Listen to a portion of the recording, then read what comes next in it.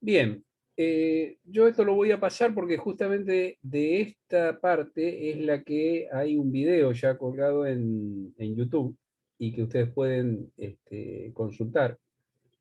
Pero recordamos que estamos en la parte de sistema económico abierto, es decir, cuando nuestro sistema económico, nuestro país o nuestra región comienza a tener actividad económica con otros países y con otras regiones. Quien primero estudia seriamente el tema y a quien se le debe gran parte de lo que después se conoce como la especialización internacional o las ventajas comparativas es David Ricardo. Lo hace en 1817. Él trabajó con dos regiones, Estados Unidos y Europa, y dos productos, alimentos y ropa. Estados Unidos tenía una ventaja comparativa con respecto a Europa en la producción de alimentos, y Europa tenía una ventaja comparativa con respecto a la ropa, la industrialización, los hilados, etc. La conclusión fue que con el libre comercio, es decir, la conclusión de los estudios de David Ricardo, fue que si la región europea y Estados Unidos se dedicaran a intercambiar libremente, ambos saldrían beneficiados, es decir, mejorarían su ingreso. Los trabajos, no viene al caso citarlos aquí, pero es como, digamos, el antecedente de lo que después se conoce como la teoría de las ventajas comparativas. La teoría tiene algunos supuestos fuertes, por ejemplo, supone que una economía competitiva, es decir, una economía de competencia y que funciona sin problemas, es decir, toma el supuesto clásico de Smith y de todos los autores de esa época, eh, que el intercambio comercial afecta a la distribución del ingreso y la disponibilidad de recursos, es decir, el trabajo, el capital y los recursos financieros en los países. Y a su vez descarta el proteccionismo. Cuando hablamos de proteccionismo es la actitud o la actividad que tienen los países orientada a interrumpir el precio que surge del comercio internacional. ¿eh? Podemos hablar de proteccionismo cuando aplicamos impuestos que se llaman aranceles, ahí está en el punto correspondiente a la importación, y también aplicamos impuestos a la exportación, que se llaman retenciones. Por ejemplo, si nosotros queremos proteger nuestra industria textil y sabemos que la producción textil es mucho más barata comprarla en China o en India que en Argentina, lo que el gobierno hace y establece como proteccionismo es aplicar un arancel a la importación, es decir, encarece los productos para que puedan competir con los productos argentinos. Obviamente esto trae una consecuencia directa. Los residentes argentinos pagamos más caros las prendas, porque podríamos acceder a un pantalón por menos precio del precio que se fija para el productor argentino. Y por otro lado, también se aplican y son consideradas medidas proteccionistas y fiscales las medidas a la exportación. Las retenciones, por ejemplo, hemos hablado ya muchas veces, si uno exporta trigo, o más que nada con las hojas, se ve claramente, le van a aplicar un impuesto que obviamente va a bajar el precio o va a bajar el ingreso del productor. Eh, Proteccionismo son las medidas restrictivas al comercio y en el modelo de ventajas comparativas, obviamente son castigadas. Lo que estamos viendo aquí son las limitaciones. No hay tratamiento, o sea, una de las cuestiones fundamentales que está dentro del esquema del comercio internacional y que es una observación, es que se propicia la libre movilidad de bienes, pero se limita la movilidad del trabajo. Es decir, la movilidad de bienes e insumos y todo lo que sea capitales, eh, o si ustedes quieren el factor capital, está libre y se propicia la libre movilidad, pero se limita fuertemente la movilización entre países de los trabajadores, de las personas. Ahí vemos una seria limitación, no tanto al comercio, pero sí a la producción, a la producción internacional. Bien.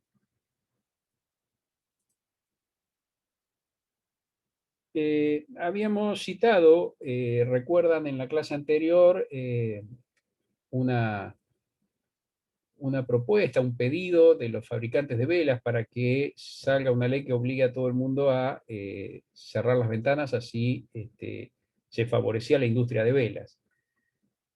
Bastiat lo había hecho en aquella oportunidad, un ícono del liberalismo, pero aquí tenemos una frase de Abraham Lincoln, como dice ahí abajo en la cita. Lincoln fue el 16º presidente de los Estados Unidos de América y desde el 4 de marzo de 1861 hasta su asesinato el 15 de abril de 1865. Y él dijo, yo no sé mucho de aranceles, pero sí sé que cuando compro un abrigo en Inglaterra, yo tengo mi abrigo e Inglaterra mi dinero. Y cuando compro un abrigo en Estados Unidos, yo tengo el abrigo y Estados Unidos tiene mi dinero. Esto vendría a ser una suerte de defensa del proteccionismo o de plantear un signo de interrogación sobre los modelos aperturistas y de libre cambio. La idea es describir, yo creo que los modelos de apertura y libre cambio o proteccionismo no se pueden tomar en abstracto. Ustedes van a encontrar una gran cantidad de libros, autores y economistas que propician la apertura a los mercados, pero pienso que en cada situación histórica los países deben decidir qué grado de apertura y qué grado de proteccionismo deben aplicar, sobre todo relacionados con los objetivos de política económica que tengan. No hay dos países iguales, así como no hay dos personas iguales, y no hay una regla única y fija para insertarse en el comercio internacional. Desde ya que pienso que un país como el nuestro, por ejemplo Argentina, que tiene una enorme distancia a los centros de consumo y tiene algunos problemas serios desde el punto de vista macroeconómico como para conseguir las divisas porque produce alimentos y necesita bienes industriales y tecnológicos, debe actuar protegiendo en cierta manera su economía para no ser avasallada por los productos extranjeros. ¿eh? Sobre todo en el último tiempo, esto se ha visto claramente. Incluso en el resto de los países hay un lineamiento, en última instancia, de proteccionismo.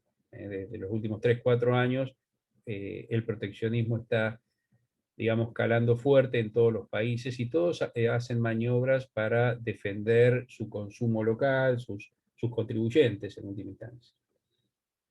Bien. El proteccionismo en cierta manera, digamos, pivotea sobre 3 o 4 ideas, que yo voy a poner 3 ideas que voy a poner ahí. Una es la competencia de la mano de obra barata y las maniobras para ganar mercados. ¿Es falso el argumento? Bueno, es cierto, por ejemplo, nosotros hoy aquí, en Argentina, y algunos datos, si llegamos a verlos hoy, va a clarificar esto que estoy diciendo.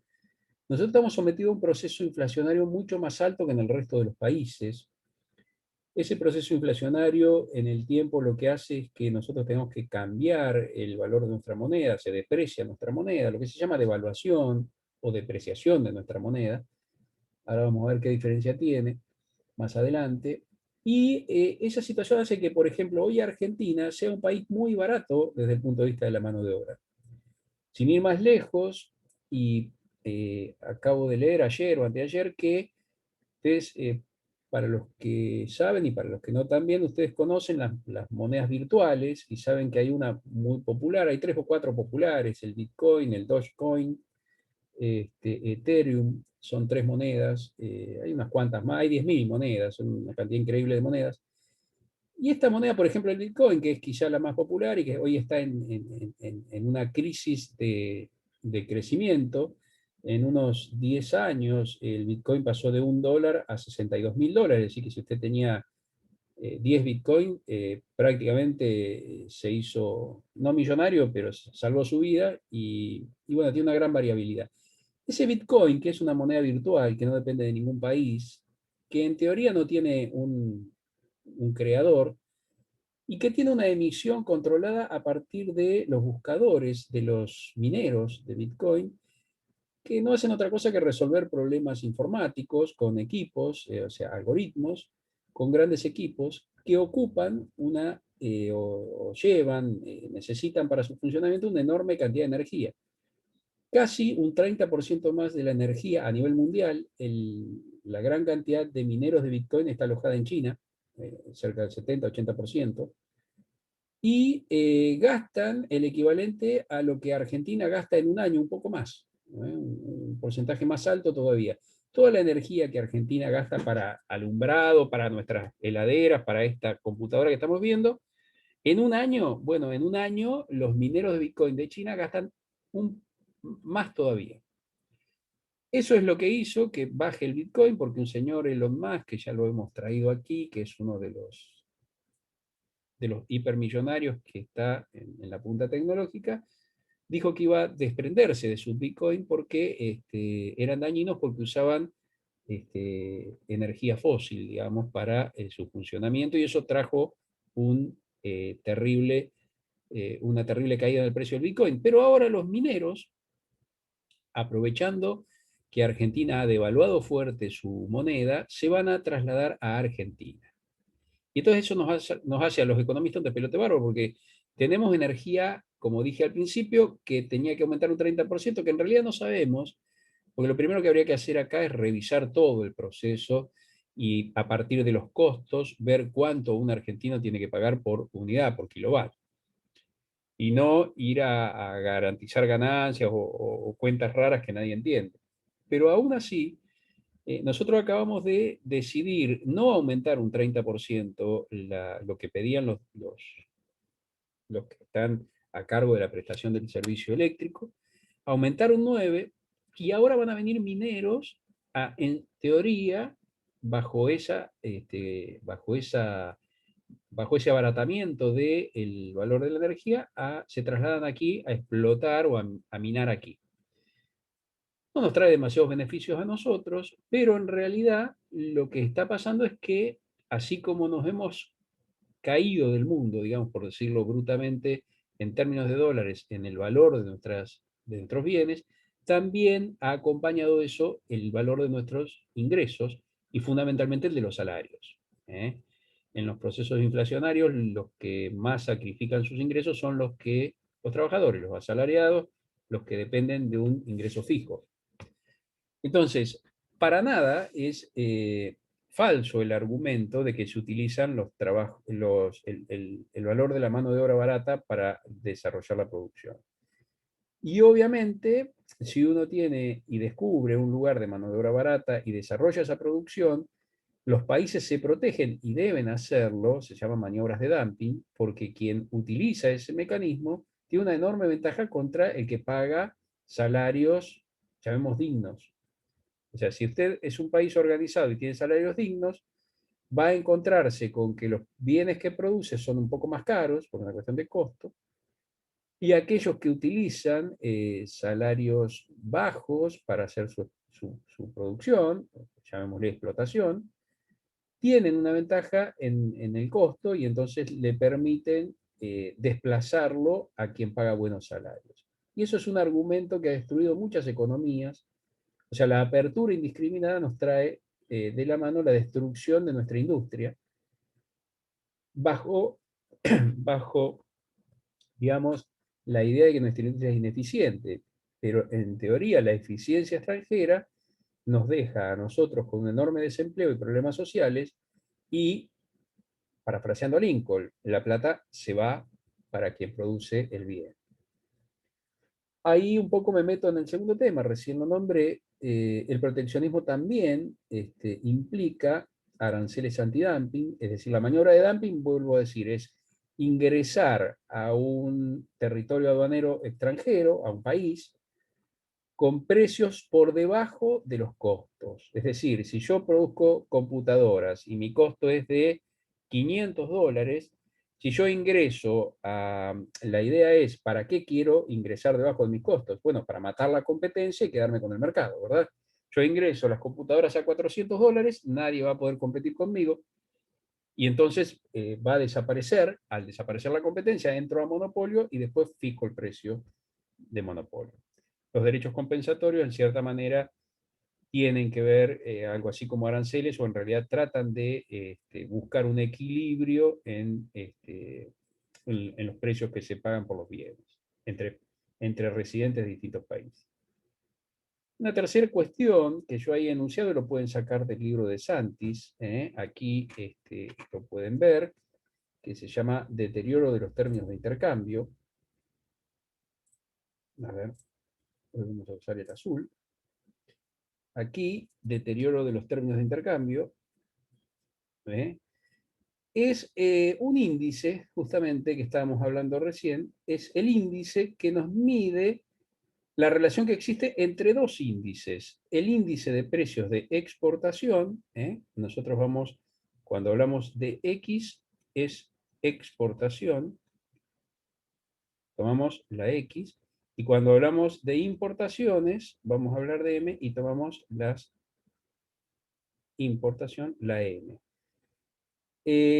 Nosotros relacionamos el índice de precios de exportación respecto del índice de precios de importación, es decir, lo que estamos mirando en este índice de relaciones de intercambio, o de los términos de intercambio, es cómo evolucionan los precios de las materias, de los bienes que vendemos al mundo, versus cómo evolucionan los precios de los bienes que compramos al mundo.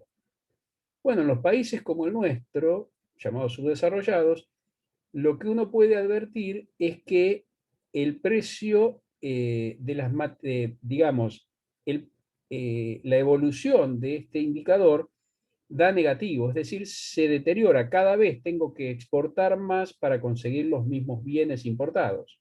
El precio de los bienes que compro, que son industrializados y tecnológicos, aumenta más que el precio de los bienes que exporto. Aquí abro un paréntesis porque la pandemia ha traído un reacomodamiento de precios internacionales, y el precio de los alimentos, que forma parte, una parte importante de lo que nosotros, de los ingresos por exportaciones que tenemos, ha aumentado mucho. Pero en contrapartida está cayendo el precio de la energía, que nosotros también exportamos. Entonces habrá que ver cómo queda esto.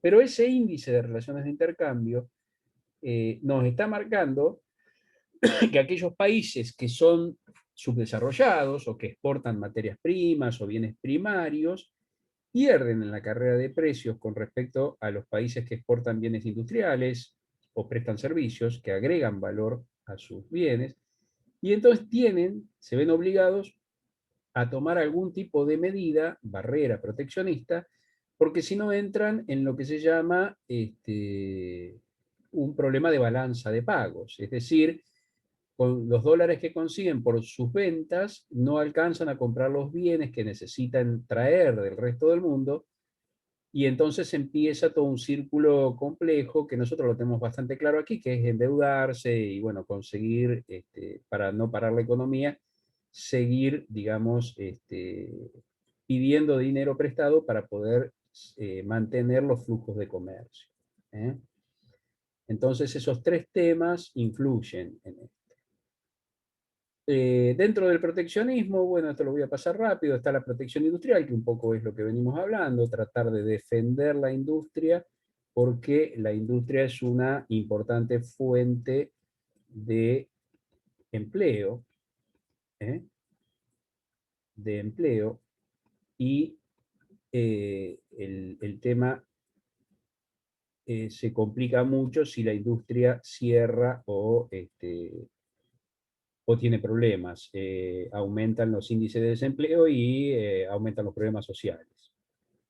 Después, también tenemos medidas proteccionistas, pero ahí yo he nombrado dos que no se dan en Argentina. Durante mucho tiempo la exportación de carne Argentina estuvo vedada a mercados, sobre todo al mercado europeo, por el tema de la aftosa. La aftosa es una fiebre que tienen los vacunos, que es, nosotros, ya ahora está erradicada prácticamente, pero cuando había aftosa en realidad no estaba comprobado que tuviera efectos sobre el hombre, pero era una barrera para arancelaria que establecían los países centrales para no comprar carnes argentinas. Todo el tema de las carnes, la exportación de carnes y lo demás, Argentina tiene una rica y fuerte historia que no viene al caso aquí contar, pero vale la pena repasar, sobre todo cuando vean Ferrer, la van a retomar. Y otra cuestión es los subsidios agrícolas en Francia. Francia tiene producción agrícola fundamentalmente cultivos bajo cubierta y producciones pequeñas, y lo hace en una total desventaja con respecto a, por ejemplo, países como Argentina. Argentina siempre ha reclamado esta eliminación de subsidios y Francia nunca ha eliminado. O sea, ¿qué es lo que hace Francia? Que atenta contra el comercio internacional. Si no subsidiara a sus productores agrícolas, la producción agrícola de estos productores sería mucho más cara que la producción que pueden llegar desde Argentina. Entonces, estos productores se desmotivarían, perderían sus empleos y se irían, harían un conurbano en París, digamos, por decirlo de alguna manera. Entonces, Francia elige subsidiar a estas personas para que se queden en su lugar a una costa de hacerle pagar a sus residentes precios más altos que los que conseguiría llevando la mercadería directamente desde Argentina. Bien. En cierta manera, uno lo que puede decir es que el comercio internacional, es una crítica, está organizado sobre un modelo de trabajo fijo y capital móvil. Es decir, eh, el trabajo queda en los países, está acotado a las fronteras y el capital se mueve en relación a digamos, lo que puede ofrecer cada país en términos de costo laboral y capacidad laboral. Hay países que son realmente baratos, pero no tienen la capacitación como para llevar adelante determinados procesos industriales, tecnológicos, etc. Entonces el capital hace sus cuentas, obviamente sabemos que el capital lo que le interesa es garantizar su renta, y detrás del trabajo tenemos los salarios. El capital hace su cuenta e invierte en aquellos lugares donde tiene mayor ventaja en la relación costo y capacidad de trabajo.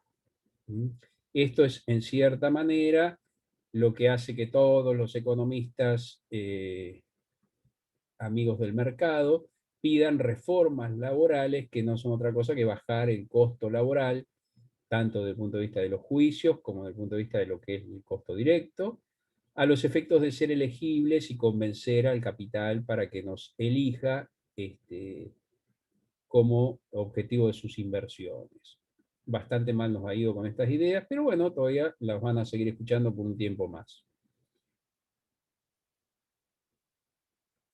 Ahí un poco describo qué es lo que ha pasado con el modelo aperturista, que está en crisis. Dijimos ya y repetimos ahora que el mundo, si uno de los problemas que tiene el mundo es la enorme acumulación de flujos financieros en paraísos fiscales, o mal llamados paraísos fiscales, en realidad son espacios libres de impuestos, que se convierten en absolutamente inútiles y son extracciones del sistema que le impiden el crecimiento. Mala distribución del ingreso. Bien. Hay organismos, yo los voy a pasar muy rápido, la Organización Mundial del Comercio tiene su sede en Ginebra y tiene 153 el año pasado, es esto, por ahí hay algún país miembro más. Ahí un poco está la enunciación de principios para la Organización Mundial del Comercio, es una organización que establece las pautas y da los lineamientos para llevar adelante el comercio. ¿Mm? bueno, establece arbitrajes. Argentina ha tenido algunos problemas ahí. Todos los que tengan algún problema con comercio caen en la Organización Mundial de Comercio y lo plantean, y ahí es donde se resuelven esos conflictos. El GATT, o Acuerdo General de Aranceles y Comercio, es una organización de todos los países que tiene como objetivo la reducción sustancial de aranceles y otras barreras al comercio y la eliminación de tratamientos discriminatorios en el comercio internacional. Ha fracasado la última ronda. Se llaman ronda porque se van reuniendo en distintos lugares. Aquí se reunieron en Uruguay hace unos cuantos años ya. La ronda de Doha, que está iniciada pero no ha concluido, aunque se ha caído en la conclusión de que ha fracasado. Y los países en desarrollo trataron de obtener un acceso libre, o sea, sin obstáculos, para sus producciones agrícolas en los países centrales. Este era el objetivo de la ronda, y obviamente fracasó, no logró ese cometido. Igual creo que estamos a nivel mundial en comercio en un punto de revisión general de todo esto, sobre todo a partir de la finalización de la pandemia. Todo el comercio internacional multilateral se va a ver afectado, y van a aparecer, digamos, distintas estrategias y nuevos jugadores. Hoy por hoy estamos viendo más a nivel de comercio internacional una protección de los países, autoprotecciones o alianzas, que apertura. Bueno, vamos a ver los listados de los distintos tipos de transacciones que puede haber entre los países. Lo primero son las relaciones comerciales, que son las más comunes. Aquí las tenemos: exportaciones e importaciones de bienes. De aquí sale lo que se llama en la balanza de pagos la balanza comercial. La balanza comercial es la diferencia entre exportaciones e importaciones. Obviamente repetimos, pero cuando hablamos de exportaciones hablamos de salida de bienes, ingreso de divisas. Cuando hablamos de importaciones hablamos de ingreso de bienes y salida de divisas. Pero también hay transacciones como el intercambio de servicios reales. El transporte, cuando uno tiene que mandar un container lleno de motocicletas de un país a otro, tiene que pagar el transporte, y eso es un servicio, y es un servicio real. También los seguros. Obviamente ese container va asegurado porque si el barco que lo transporta se hunde, hay una compañía que se hace cargo del valor de los bienes que transportaba. Los viajes y turismo también forman parte de los servicios reales. Aquí, por ejemplo, un argentino que viaja a Miami lleva y gasta sus dólares en Miami, es decir, es una salida de dólares. Y un italiano o francés que viene a bailar tango en La Boca nos trae los dólares, es un ingreso de divisas. Entonces es muy importante, yo lo voy anunciando así porque después es la base por la cual analizamos el tipo de cambio: los oferentes y los demandantes de divisas, de dinero, de divisas, dinero, ¿no? Los ingresos netos por rentas y remuneraciones del trabajo y transferencias también forman parte de este, las relaciones internacionales. Aquí lo que vamos a incorporar son los intereses. Los intereses de la deuda. Por ejemplo, ustedes saben que ahora Argentina está ahí en un default escondido, negociando con el Club de París y el Fondo Monetario Internacional, porque debe una determinada cantidad de dólares. Bien, cuando Argentina paga los intereses de esa deuda, se registran, o es un movimiento que está dentro de este grupo 3, de ingresos netos de rentas y remuneraciones. Las utilidades, por ejemplo, si una empresa, por ejemplo Mercado Libre, que es una empresa nacional, si estuviera radicada en Argentina, cosa que ya a esta altura dudo, y tuviera utilidades en el resto del mundo, cuando trae esas utilidades a la Argentina es un ingreso de capitales, un ingreso, perdón, de divisas, no de capitales, de divisas. Un ingreso en concepto justamente de rentas, utilidades. Salarios, cuando, y transferencias, cuando hay residentes que trabajan en otro país y remiten, o las transferencias son más simples, que son las pensiones. Las pensiones, la pensión, el famoso caso de la pensión italiana que remite a Argentina por parientes que, bueno, dejaron allí en Italia algún beneficio para un residente aquí. También dentro del comercio o de lo que son las transacciones internacionales, están los giros para ONG, por ejemplo, Médicos Sin Fronteras o distintas organizaciones no gubernamentales, generalmente sin fines de lucro. Los subsidios, los subsidios cuando nosotros recibimos, por ejemplo, o un país que ya tiene una catástrofe natural y recibe subsidios, se registran dentro de las relaciones internacionales. Y por último queda el punto 4, que es el movimiento de capitales, donde vamos a encontrar capitales de riesgo y capitales de préstamo. Bueno, y un último, los compensatorios. Los capitales de riesgo son aquellos que son inversión directa. Por ejemplo, un extranjero que decide abrir una fábrica en Argentina. Entonces invierte, hace el edificio, compra las máquinas. Todos esos capitales que ingresa al país significa un ingreso de divisas al país y es una inversión de riesgo, digamos, de capitales de riesgo. También están los de préstamo, que son los más conocidos para nosotros, ¿no? Lo que hablábamos recién. Aquí, cuando tomamos el crédito con el Fondo Monetario, hubo un ingreso de capitales de préstamo. Cuando devolvemos el fondo, la parte de intereses va al punto 3 y la parte de capital del préstamo va al punto 4. Y los capitales compensatorios no son otra cosa. Bueno, Argentina ahora está por recibir, y ya todos se andan peleando, unos 5.000 o 6.000 millones de dólares por ser socio del FMI. Por ser socio del FMI, es como que el FMI dio ganancias durante un determinado periodo y va a repartir esos capitales de acuerdo a un porcentaje por país. A Argentina le tocarían 5 o 6.000 millones de dólares, y ese es un ingreso de divisas en concepto de capitales compensatorios. La cuota de compromiso, no me acuerdo cómo se llama, creo que es cuota de compromiso. Bien. La balanza de pagos no es otra cosa que el sistema contable, el registro contable, que refleja todos los tipos de transacciones que describimos recién. Es un indicador macroeconómico y nos da una idea de cómo está nuestro país, digamos, o cómo está el país respecto del comercio internacional, ¿verdad? Conoce, bueno, entre los datos que nos da la balanza de pagos, permite conocer todos los ingresos que recibe un país procedente del resto del mundo y los pagos que realiza hacia el resto del mundo. Obviamente tiene un saldo, como todo sistema contable, y ese saldo directamente va a reflejarse en la evolución de las reservas de divisas que tiene el país. Todos los países, en particular Argentina también, tienen una determinada cantidad de dólares como reservas. Habrán escuchado por ahí decir, bueno, aumentaron las reservas, disminuyeron las reservas. A principios, a fines del año pasado, principios de este año, quedaban muy pocas reservas líquidas utilizables.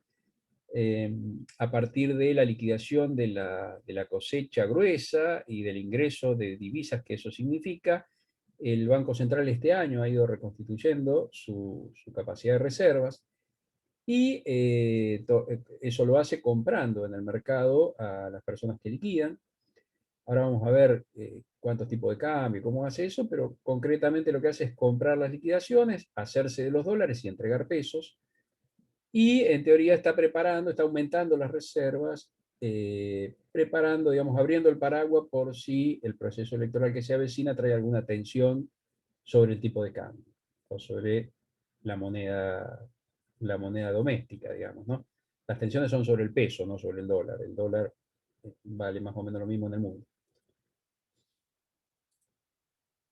Bien, los componentes de la balanza de pago, bueno, ahí lo sintetizo, esto les va a quedar grabado y lo pueden repasar, está en los videos, la balanza de cuenta corriente, que incluye a la balanza comercial y la de servicios, la cuenta capital, la balanza cuenta financiera y errores y omisiones, que es una cuenta saldo que sirve para compensar, para balancear justamente. Como una balanza tiene que dar balanceada. El resultado de la balanza de pagos puede ser un superávit o un déficit. Obviamente hay un superávit cuando en el periodo que se analiza, en el año que se analiza, el ingreso de divisa superó la salida, y el caso déficit es al revés. Cuando la salida de divisas del país supera a los ingresos de divisas, el saldo de la balanza de pagos arroja un déficit, y el saldo, como lo dijimos recién, afecta el stock de reservas internacionales de divisas del país. Bien, aquí he tomado como ejemplo al año 2016, esto lo van a tener, ya está cargado en YouTube. La evolución de la cuenta corriente y la necesidad de financiamiento 2015-2016. Ustedes podrán ver que para el año 2016 la cuenta corriente dio una variación positiva, y eso se da en que cayó de un saldo negativo de 4.200 a 2.970 millones de dólares. Fundamentalmente vemos aquí en el financiamiento externo neto en las diferencias. En esta época del país estábamos en un proceso de cierre de los mercados extranjeros hacia las divisas que el país necesitaba. Simplemente hay muchas conclusiones que se pueden sacar, pero ustedes pueden ver ahí la parte de mercancías, la parte de servicios, las rentas de la inversión, como lo describimos, y bueno, otras, y la evolución de la cuenta capital, que prácticamente está en cero, no se mueve. El financiamiento externo neto es lo que justificó la caída del financiamiento externo neto, justifica prácticamente el total de este valor.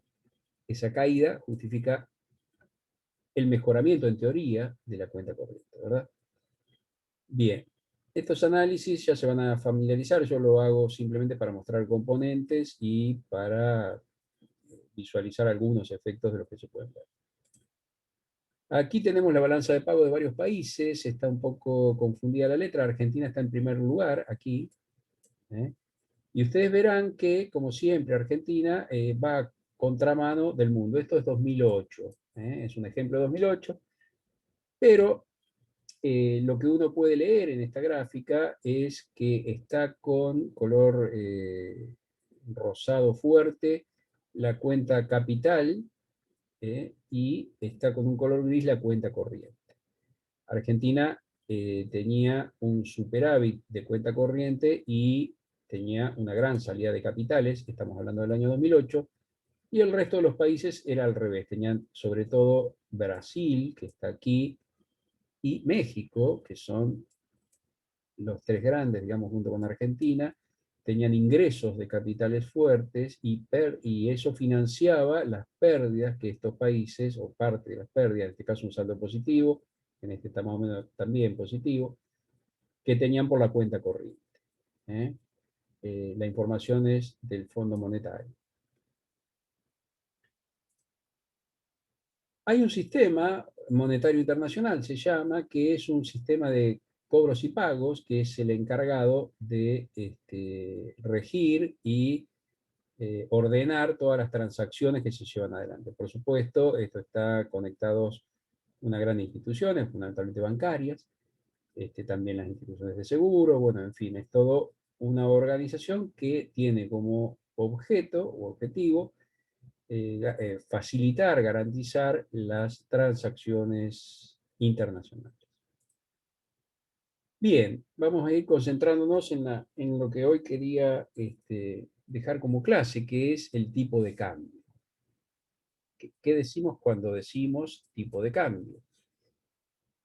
Bueno, el comercio exterior requiere el uso de diferentes monedas nacionales. Ustedes sabrán, nosotros tenemos el peso, bueno, cada país emite su propia moneda.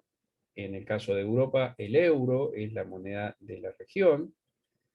Hay algunos países que se han mantenido fuera del euro, mantienen su propia moneda, pero obviamente el tema se dificulta mucho si nosotros, por ejemplo, queremos ir a India y comprar con pesos un bien. Y a su vez, se nos dificulta venderle algo a alguien que viene de Bangladesh, con una moneda que ni sé cómo se llama, y nos quiere comprar 1 kilo de manzanas. Por lo tanto, se ha organizado el sistema internacional, sabemos que la moneda general de transacciones es el dólar.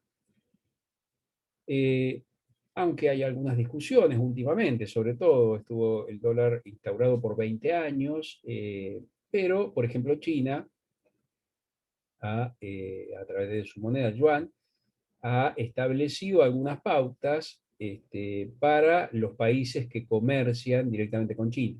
Argentina, de hecho, tiene un acuerdo y tiene un swap con China, que es una operación financiera que le permite sería como una libreta de almacenero, una cosa así. Bien, todo ese sistema obliga a que los países tengan que saber cuánto vale la moneda doméstica respecto a la moneda internacional o a la moneda de otro país, por decirlo de alguna manera. Nosotros siempre vamos a ver, por ejemplo, nosotros sabemos cuánto vale la moneda argentina respecto a la moneda chilena a través siempre tenemos un arbitraje, y pasamos por el dólar, digamos, ¿no? Es el dólar la moneda que nos organiza la mayoría de las transacciones. El tipo de cambio es el precio de una moneda, un poco ahí la definición de tipo de cambio. El tipo de cambio es el precio de una moneda en términos de otra.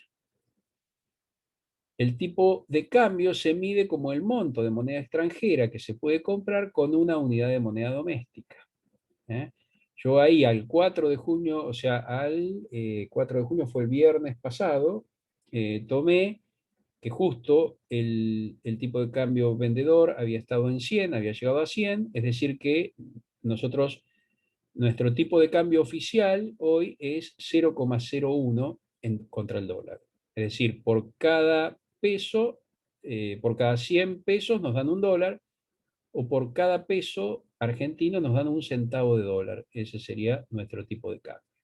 El oficial, ¿eh? Después vamos a ver que hay otras posibilidades de tipo de cambio que tiene que ver con una operatoria particular que sea en Argentina. Bien, aquí tenemos un gráfico como el mercado como si la divisa fuera un bien, ¿verdad? La divisa mercancía, como si fuera una mercancía.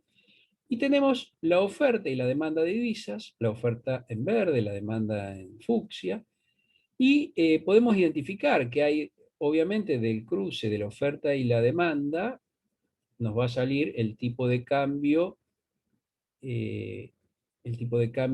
ideal, el tipo de cambio de equilibrio, el tipo de cambio técnico.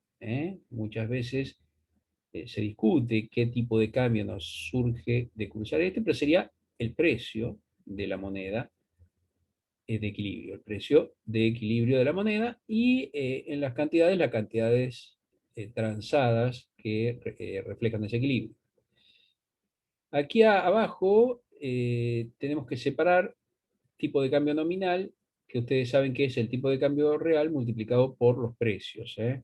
O sea, cuando hablamos de pesos, hablamos de pesos corrientes y estamos en el tipo de cambio nominal. Si al peso le extraemos, como vieron ustedes en algunos ejercicios, el nivel de precios, excluimos los precios, nos vamos al tipo de cambio real. O sea, el tipo de cambio nominal, esto que está multiplicando, lo pasamos aquí dividiendo, ¿m?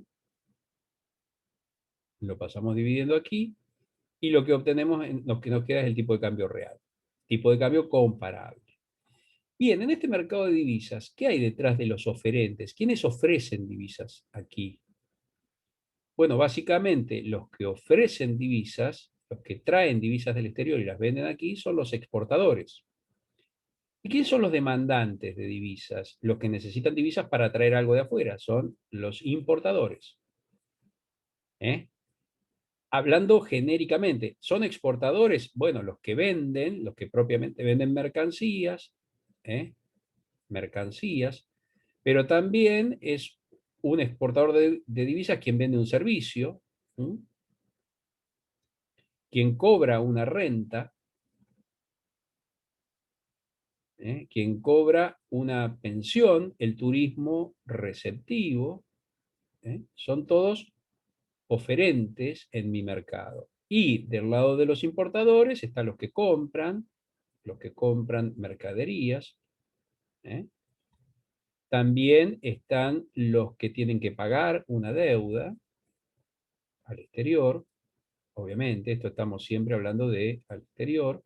Está el turismo expulsivo, el turismo que se va, y los que tienen que pagar rentas, por ejemplo, no sé, McDonald's que opera en Argentina, compra dólares y lo manda al exterior, bueno, en fin. Y obviamente detrás de los importadores, hablando genéricamente, y los exportadores, es decir, detrás de los que ofrecen divisas y detrás de los que demandan divisas, fluctúa el tipo de cambio. ¿Eh? En Argentina, esto es así para todos los países, menos para Argentina, que tiene una salvedad, hay que hacer una salvedad. Argentina, por una cuestión de histórica, y ustedes lo van a comprender ahora, de historia, digamos, de devaluaciones muy fuertes, de procesos inflacionarios permanentes, ha generado lo que podríamos decir eh, una desconfianza en la moneda local, una suerte de incógnita para los residentes de la manera local. Entonces, a toda esta demanda que es para comercio exterior, se suma una demanda, se suma una demanda para acopio. Eso pasa en Argentina fundamentalmente. Si usted va a Brasil, no van a hablar en dólares.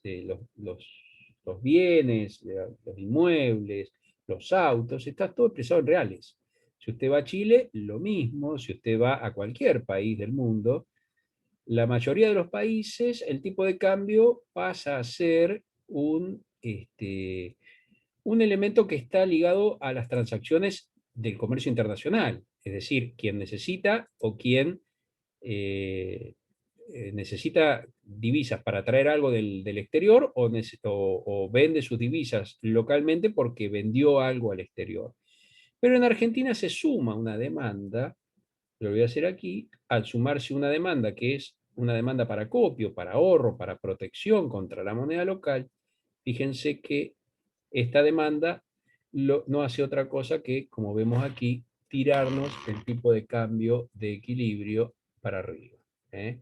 La existencia de una demanda local muy fuerte que termina siendo lo que nosotros conocemos como fuga de capitales, se suma a la demanda natural de divisas, que es esta podría ser la que está en fucsia, es la demanda natural, que es la demanda de los que dijimos, ¿no? Los que quieren viajar al exterior, los que necesitan traer vacunas o medicamentos o autos o bienes, los que necesitan remitir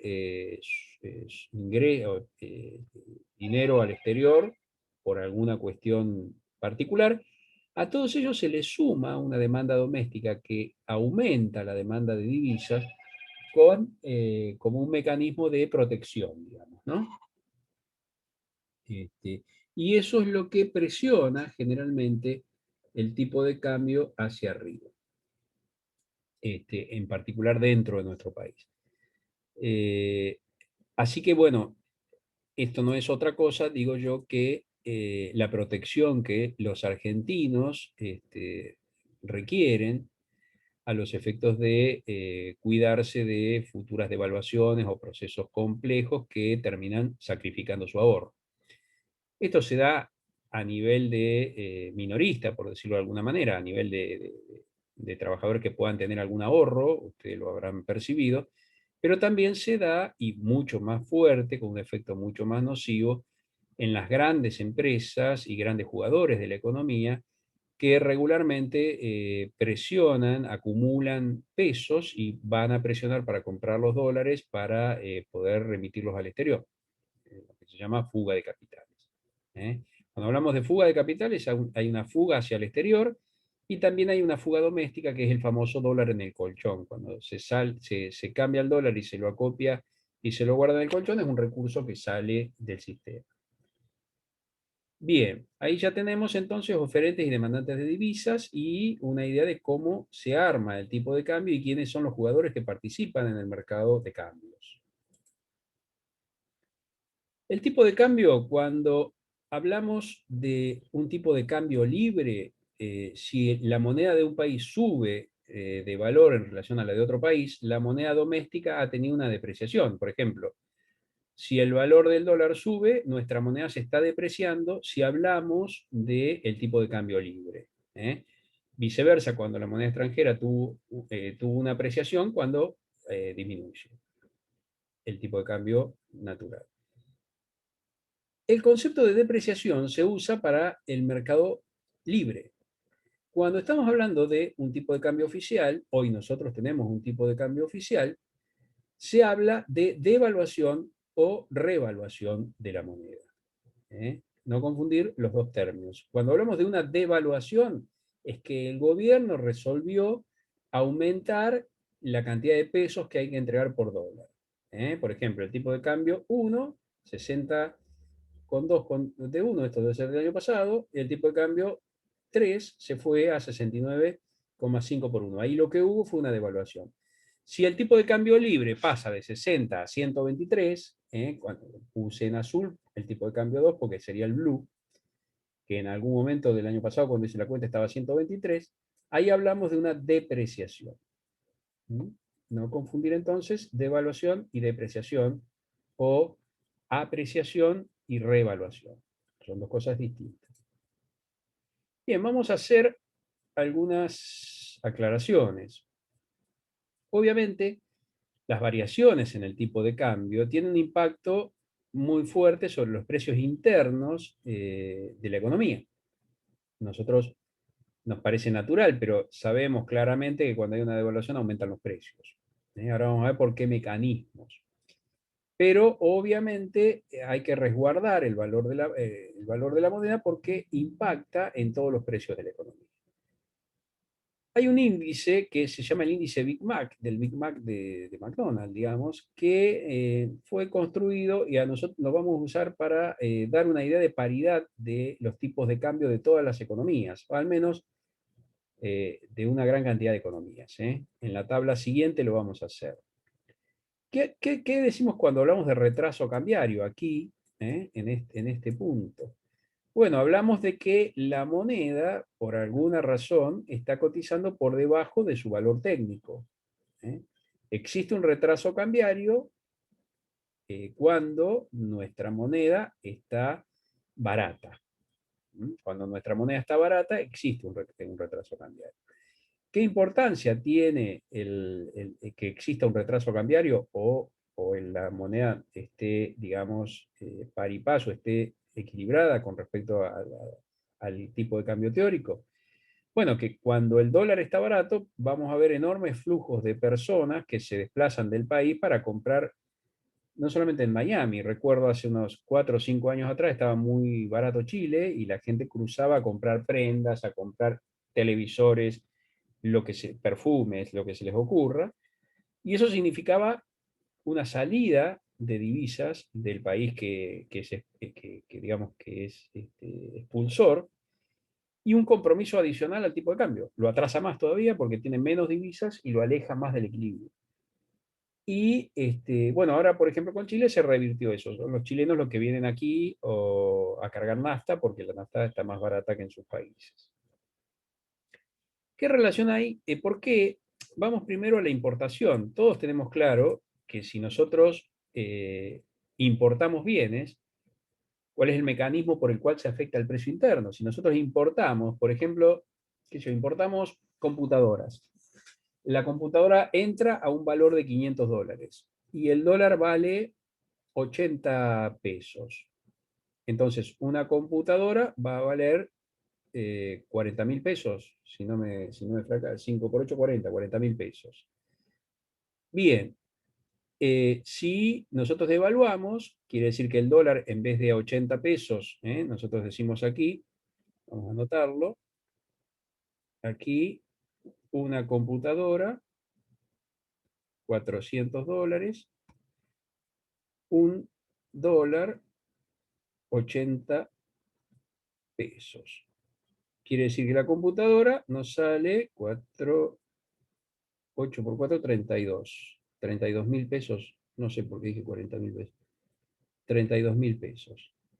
Bien, supóngase que Este dólar de 80 es un tipo de cambio oficial, entonces el gobierno aplica una devaluación y lo lleva a 100 pesos.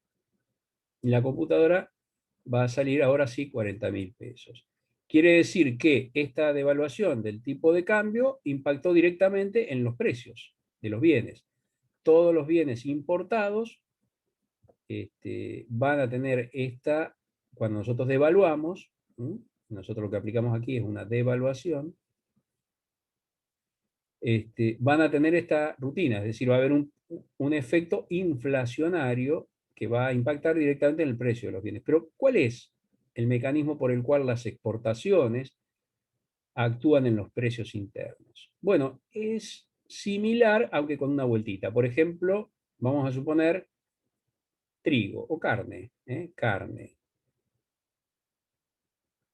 Un kilo de carne exportado vale 10 dólares. Y el dólar, un dólar, vale 80 pesos. Es decir que un productor, un exportador, va a exigir 800 pesos el kilo de carne, supóngase que esto es lomo, para venderlo aquí. O sea, él va a conseguir 800 pesos del exterior al tipo de cambio de 10 dólares, al tipo de cambio 80, perdón. 10 dólares a 80 va a conseguir los 800 pesos. Bien, el gobierno llevó el dólar a 100. ¿Qué pasa con este productor que exporta carne? Bueno, va a exigir en el mercado interno 1.000 pesos porque a él le siguen pagando 10 dólares en el exterior. No cambia la devaluación nuestra el precio internacional, cambia el precio interno. Esos son los dos mecanismos por los cuales el tipo de cambio importa a la hora de analizar los precios internos y obviamente en el caso de devaluaciones, eventualmente depreciaciones, si estamos en un mercado libre, trae presiones sobre los precios internos. Bien. Aquí el índice McDonald's.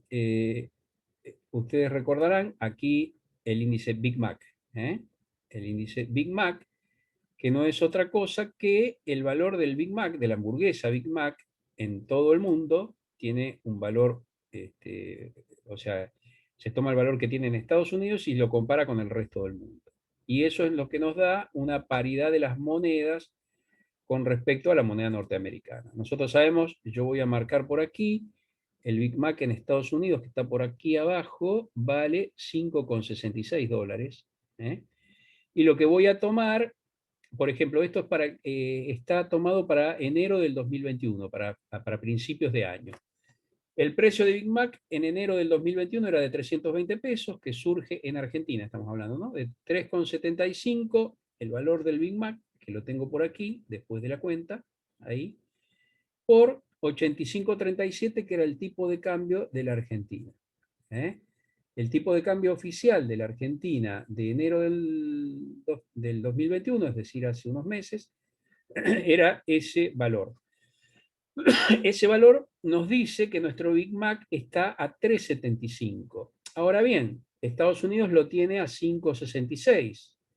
Quiere decir que si yo hago esa relación, para esto necesitan porcentajes, tasas de variación y lo que sea, puedo decir que nosotros estamos retrasados con respecto al Big Mac, con respecto, por moneda Big Mac, estamos retrasados en nuestro tipo de cambio.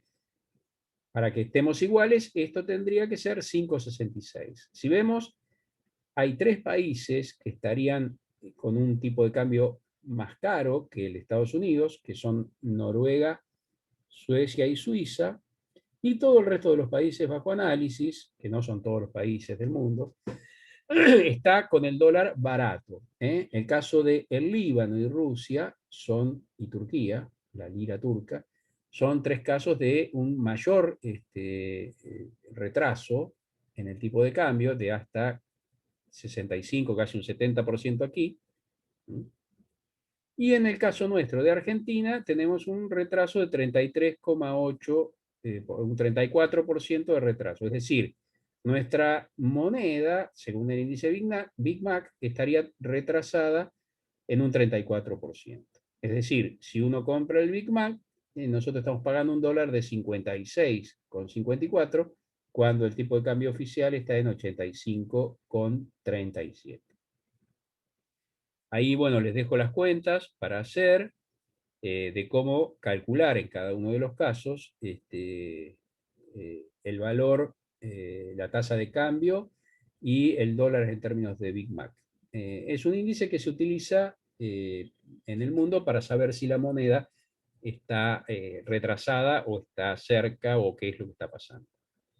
Creo que hice un ejercicio después, a ver si lo encuentro. Bien, aquí. Al viernes me estuve metiendo, no me la comía la hamburguesa porque estoy a dieta, pero el Big Mac hoy sale 3,80. Fíjense, los que estudiaban tasas de variación, a ver si se las cuentas bien. En enero del 21 habíamos dicho que estaba 3,20. ¿Recuerdan? En la diapositiva anterior, el Big Mac estaba 3,20, que era lo que surgía de 3,75, el valor que habíamos calculado por 85 de tipo de cambio. Hoy, en la Argentina, el Big Mac, de acuerdo a datos que tomé del Big Mac de acá de 47 de La Plata, el Big Mac vale 3,80, 380 pesos, el sanguchito solo, digamos, ¿no? Es decir, que tuvo un aumento desde enero del 21 hasta hoy del 18,75%, ahí lo marqué. El tipo de cambio, como dijimos, estaba a 100 y estaba a 85,37 según la diapositiva anterior, tuvo un aumento del 17%. Yo les voy diciendo ya, para los que no saben, la inflación en este periodo ha aumentado más o menos un 14%, un 12%, 12 y pico. El precio de Big Mac en Argentina entonces fue a 3,80. Recuerdan que estaba a 3,75 en enero, se aumentó un poco en dólares, tenemos inflación en dólares, gracias a estos cambios. Sí, bueno, mantiene el precio de Big Mac Estados Unidos en 5,66, es un dato que se repite históricamente. Entonces, un dólar en Argentina ahora está a 67,64. ¿Recuerdan de la diapositiva anterior? El dólar estaba a 56,54. Es decir, que si esto fuera un mercado de cambios, tuvo una depreciación de 19% en este periodo. Concordante con los 18 y 17%. Estamos todos más o menos en el mismo número. Para la subvaluación, digamos, o sea, estamos retrasados, hacemos esta cuenta, 3,80, que es el valor de hoy, dividido 5,66, ahí menos 1%, esto según el método Fernández Acevedo, método Camila, sería restar 3,80 menos 5,66 dividido 3,80 y después por 100. Eso nos da un 32% de retraso y en enero del 91, del 21 estaba en 33,80. Es decir, que el retraso, a partir del juego de los cambios en estos 5 meses, mejoró, pero no sustancialmente. ¿Qué quiere decir más o menos esto? Bueno, que si el tipo de cambio está en 100, nosotros deberíamos llevarlo a 133 y que no se mueva ningún precio para lograr para lograr equipararnos, ¿no? Con este valor. Bien. El índice Big Mac en Latinoamérica, esto es a enero del 2021, trae datos interesantes. Por ejemplo, el caso, fíjense que con rojo tenemos, o sea, los que están perdiendo en el índice Big Mac son Brasil, un 17%, y Perú, un 8%. Yo creo que ahora, a partir de las elecciones del domingo, un poco más, porque hubo una devaluación fuerte hoy del sol peruano. Y Argentina está, digamos, con un aumento del 32% contra el año 2020 en el precio promedio de la hamburguesa. Esto no es otra cosa que el enorme proceso inflacionario que está sufriendo Argentina, ¿verdad? El 32% incluso está por debajo de lo que han sido las mediciones de inflación del año.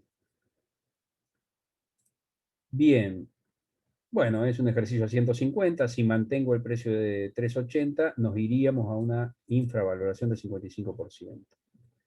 Es un ejercicio que hice yo, pero bueno, lo dejamos pasar.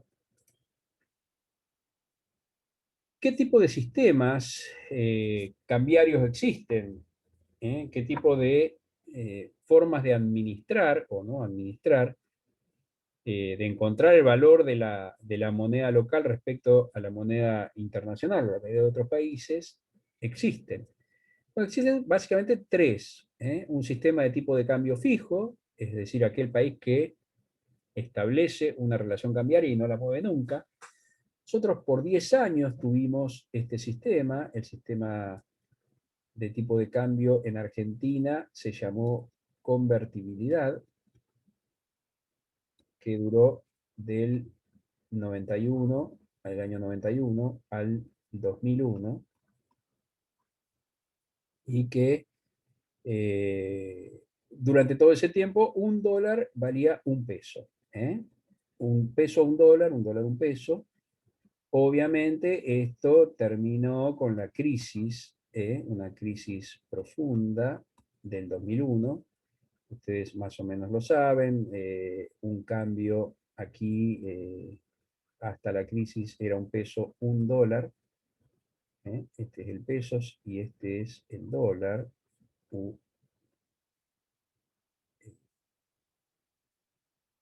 USD, así, vamos a ver si se entiende ahí.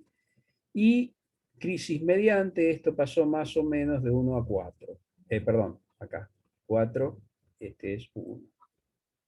Así. El dólar se mantuvo en dólar y nosotros tuvimos una devaluación de 300%. Obviamente eso significó un enorme problema económico. Bueno, ustedes saben que cayó un gobierno, tuvimos 5 presidentes en una semana, en 15 días. Hubo muertos, bueno, en la Plaza de Mayo hubo una revuelta social importante y la aparición de un nuevo esquema de gobierno. Son tipos de cambios fijos, no son los países del mundo, habitualmente no tienen este tipo de cambios, se inclinan por los otros dos. La segunda alternativa es un sistema de tipo de cambio flexibles o flotantes, determinados por la fuerza de mercado. Es un cambio absolutamente libre, tipo de cambio libre. El riesgo que tiene un sistema organizado de esta manera es que traslada los shocks externos directamente a las fuerzas internas. Es decir, por ejemplo, hay un fuerte incremento en el precio de los combustibles y usted no va a poder evitar, si tiene un tipo de cambio libre y flotante, que ese aumento en el precio de los combustibles a nivel internacional impacte directamente en los costos de producción de su país. Entonces va a tener un proceso inflacionario importante, digamos. Contrasentido, si hay una caída, por ejemplo, en el valor de los alimentos, usted va a tener, eh, digamos, un problema en la financiación de sus importaciones, en lo que se llama la balanza de pago. No le van a alcanzar los dólares que vende, de lo que vende para comprar lo que necesita. Y lo más común, o sea, la mayoría de los países ascribe a un sistema de tipo de cambio administrado, como está nombrado ahí. Los países intervienen para moderar las fluctuaciones del tipo de cambio y tienen, en cierta manera, una meta o una forma de llevar adelante, hacer compatible el tipo de cambio con la política económica. Es decir, necesitamos un tipo de cambio de determinado valor, entonces lo tratamos de fijar en ese valor. Bien, aquí, a ver si aquí lo tengo. ¿Cómo hace el tipo de cambio administrado? Porque el libre es simple, el libre se mueve, sería esto, y se mueve y afecta, digamos, el tipo de cambio sube o baja de acuerdo a se mueva la oferta y la demanda. Ustedes ya tienen esa gimnasia.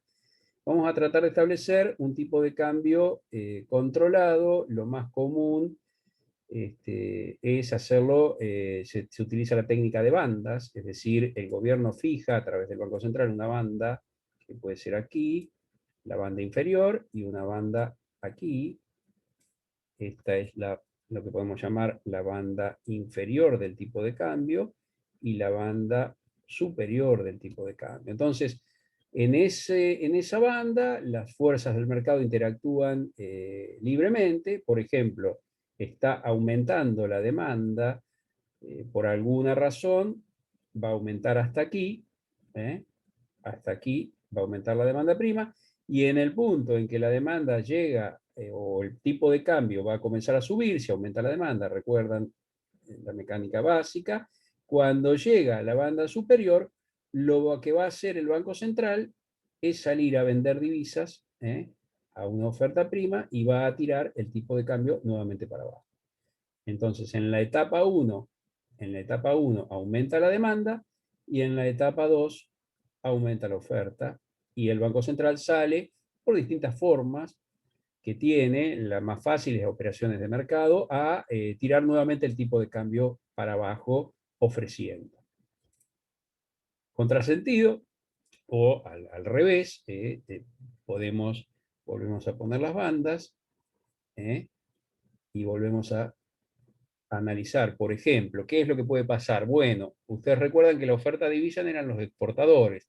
Supóngase que es época de liquidación de cosecha y los exportadores están vendiendo, aquí el proceso 1 es un aumento de la oferta, y llegan peligrosamente a un tipo de cambio inferior, al límite inferior del tipo de cambio. Entonces, ¿qué va a hacer el mercado? Bueno, va a salir a comprar. Aumenta la demanda en el punto 2, el Banco Central sale al mercado a comprar divisas para subir el tipo de cambio y mantenerlo dentro de las bandas de flotación.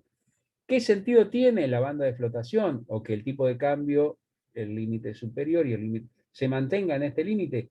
Bueno, que ese es el tipo de cambio que las autoridades económicas identifican como un tipo de cambio cercano al equilibrio que permite hacer las transacciones de acuerdo al programa económico. Es decir, vamos a mantener con ese tipo de cambio, vamos a mantener los precios internos, vamos a mantener o tener compatible con la tasa de interés. O sea, los estudios marcan que mientras el valor de la divisa no se mueva de esa franja que hemos fijado, el resto de las variables económicas deberían estar encuadradas en valores razonables y estables. No necesariamente de equilibrio, pero estables. Eso es la síntesis muy apretada de lo que es una administración del tipo de cambio. Bien, aquí tenemos tipo de cambio multilateral de Argentina desde el 97, el inicio, hasta el año 2019. No pude encontrar la extensión de la serie, pero ustedes podrán ver, cuando está por la línea en rojo, es el promedio histórico desde 1997. Habrán visto, por ejemplo, que decíamos, cuando venían, recuerda que esto es convertibilidad, aquí, aquí estamos en la época de la convertibilidad, el 1 a 1, recuerdan, para decirlo bien, el tipo de cambio venía en un proceso de retraso, hasta que llega la crisis, 2001-2002, se produce esa devaluación, aquí se produce la devaluación esa del 4 a 1, y toma un colchón, se aprecia el tipo de cambio, y nos queda una moneda muy apreciada. Luego, por distintos, lo que hay detrás de esto son los procesos inflacionarios. Aquí, hasta el año 2003 hubo un proceso inflacionario que luego se interrumpió lentamente, dio paso, aquí recuerdan ustedes que estamos políticamente o en términos de presidencia, esto es de la Rúa,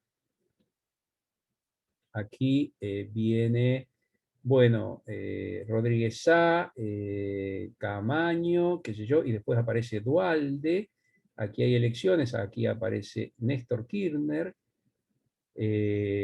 después Cristina Kirchner, por aquí más o menos, hasta 2009, y después nuevamente Cristina Kirchner hasta 2015, ¿verdad?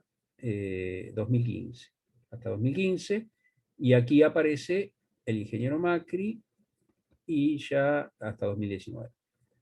Nosotros vemos que durante casi todo el periodo de la convertibilidad, la moneda estuvo retrasada, estuvo apreciada durante gran parte del gobierno de Kirchner, de los Kirchner, aunque en la última etapa, sobre todo con Cristina, volvió a estar retrasada la moneda, hubo devaluaciones como por ejemplo esta que es la devaluación de Kicillof, o esta, me parece, no recuerdo, 2009, aquí hubo una devaluación fuerte, y aquí también una devaluación fuerte.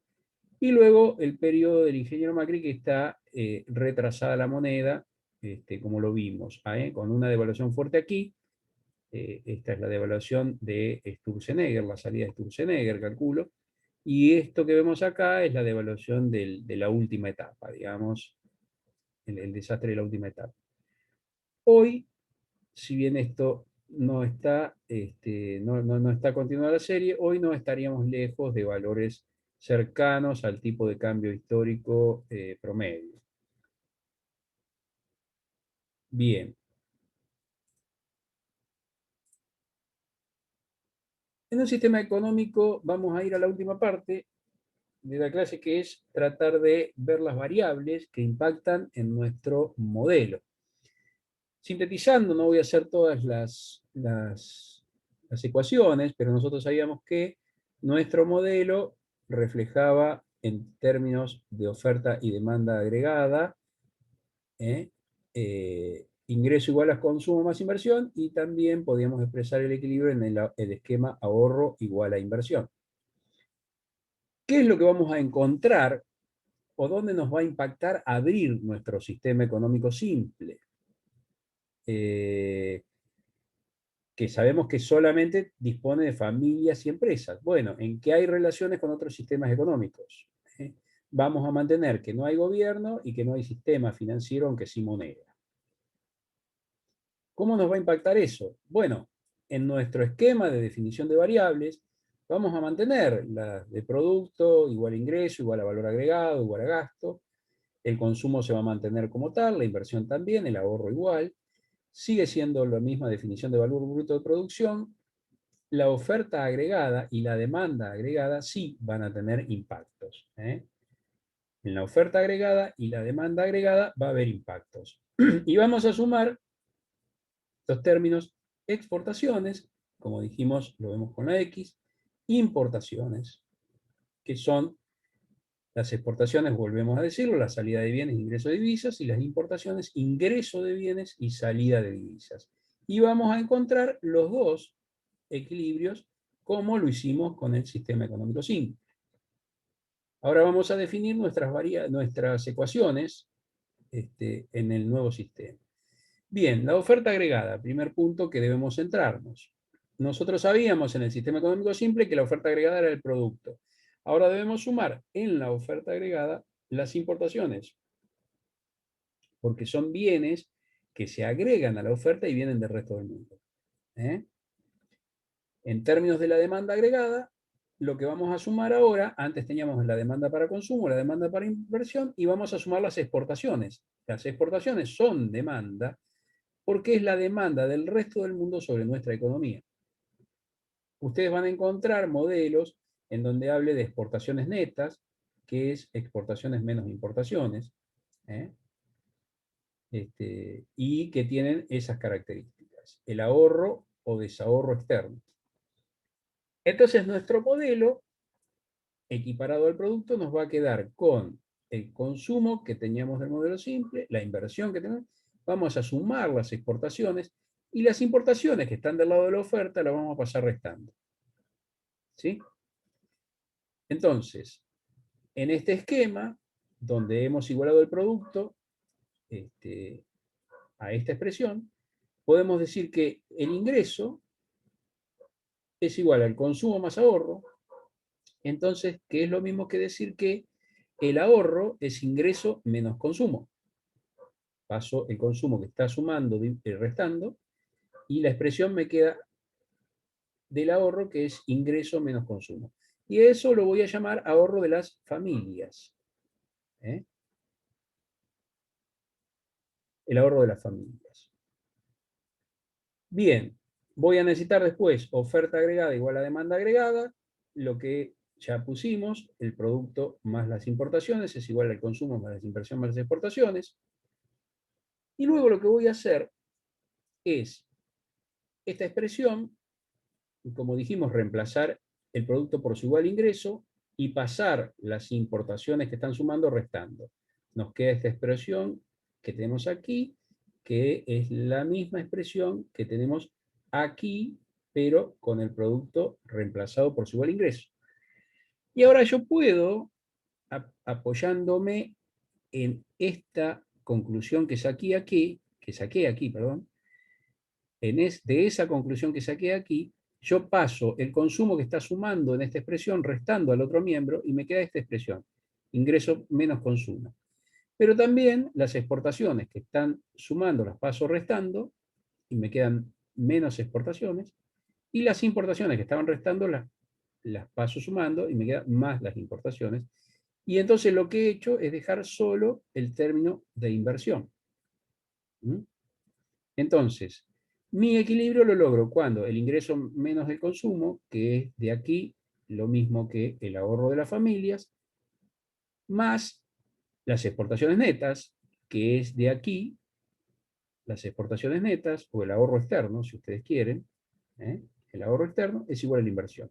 Es decir, en nuestro sistema económico abierto, la inversión es igual al ahorro de las familias más el ahorro externo. Lo que puedan acopiar o desacopiar, también puede ser el ahorro de la familia, más los ingresos o salidas, porque es neto, de la operatoria eh, internacional.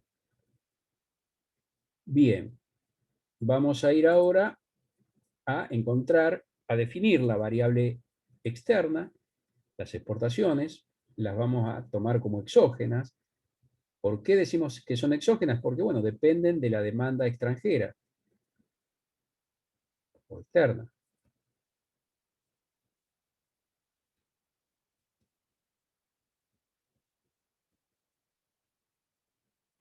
Es decir, es una variable que se define fuera de nuestro modelo. Al ser exógena, funciona en cierta manera no dependiendo del ingreso, ¿verdad? Y las importaciones, como son compras que residentes argentinos hacen al exterior, sí, la vamos a hacer depender del ingreso, y con la misma técnica de la función consumo vamos a tener un mínimo de importaciones, que vamos a llamar importaciones autónomas, que es M sub A, que no depende del ingreso, y un porcentaje del ingreso que se destina a importar. Esto es la propensión marginal a importar. Esta sí depende del ingreso. Bueno, vamos a obtener el multiplicador del sistema y reemplazando ingreso igual a la expresión de consumo como la conocíamos, más la inversión autónoma como la conocíamos, más las exportaciones autónomas que acabamos de definir, menos, aquí, ojo, yo ya lo pasé restando, a la función de importación, pero con los signos cambiados porque estaba precedida de un signo menos. ¿eh? Menos las importaciones autónomas o que no dependen del ingreso, menos la propensión marginal a importar multiplicada por el ingreso. Yo voy a tomar este término y voy a tomar este término que están asociados al ingreso y lo voy a pasar al otro miembro donde tengo el ingreso. Entonces me va a quedar una expresión de estas características. El ingreso menos el consumo por la inversión, que estaba sumando aquí, pasa restando, y más, ojo aquí, la propensión marginal a importar, esto era la propensión marginal a consumir, la propensión marginal a importar por el ingreso. Y me va a quedar una expresión del otro lado, consumo autónomo o consumo que no depende del ingreso, la inversión, que es autónoma, las exportaciones, que son una variable exógena, y debo restar de esa expresión las importaciones que no dependen del ingreso. Ahí entonces saco factor común ingreso y me va a quedar una expresión como la siguiente. 1 divido, saben que sacar factor común es dividir, 1 menos la propensión marginal a consumir más la propensión marginal a importar es igual a esta expresión que no voy a repetir, que podemos llamar constante. De ahí entonces que pasando esto que está multiplicando, dividiendo, obtenemos el nuevo multiplicador de la inversión, que como ya sabemos, el multiplicador de la inversión nos refleja el incremento en el ingreso que genera un cambio en la inversión, en la inversión que es autónoma. Nosotros habíamos definido una forma para el sistema económico simple, la vamos a definir para el sistema económico abierto. Nuestro multiplicador sigue manteniendo la propensión marginal a consumir, que va a estar entre 0 y 1, obviamente la importar también va a estar entre 0 y 1, pero tiene una característica. Nosotros habíamos concluido que cuando aumentaba la propensión marginal a consumir daba mayor potencia al efecto multiplicador. Es decir, si aumentaba la propensión marginal a consumir, y lo sigue haciendo, en el multiplicador aumenta el impacto de un incremento en la inversión sobre el ingreso, aumenta la potencia, pero fíjense que en el caso de un aumento en la propensión marginal a importar, como está precedida de un signo más, va a achicar el valor del multiplicador. Entonces va a disminuir. ¿Mm? Lo que debemos encontrar es una disminución. Si aumenta la propensión marginal a consumir, aumenta el impacto de un cambio en la inversión sobre el ingreso o sobre, si ustedes quieren, la creación de riqueza de nuestra economía. Si aumenta nuestra propensión a importar, la cantidad de bienes que traemos del resto del mundo, disminuye el impacto de ese multiplicador. Estos son los elementos que llevan a las ideas keynesianas a favorecer el consumo y la producción local. Bien, espero que se haya entendido. Tenemos algunos, a ver,